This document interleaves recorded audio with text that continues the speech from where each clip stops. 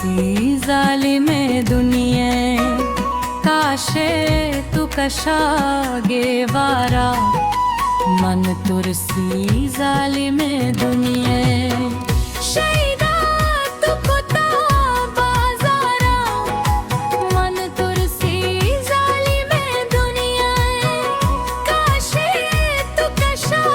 गेवारा मन तुरसी जालिमे दुनिये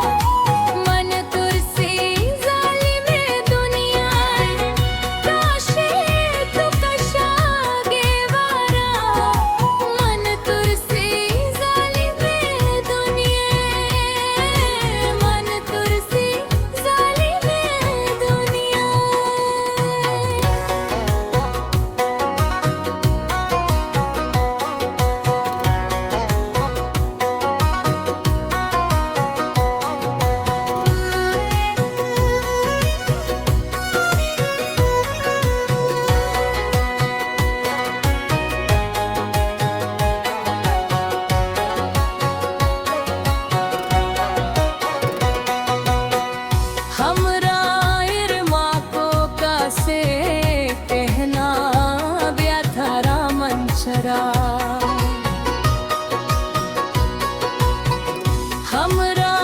इरमा को कासे कहना व्यथरा मंशरा हमरा तुमका दसगारा मन तुरसी जालिमे दुनिये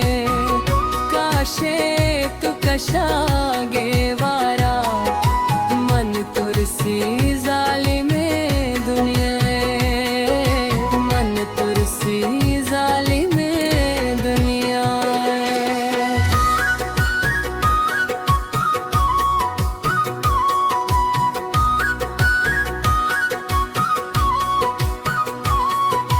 मकबूल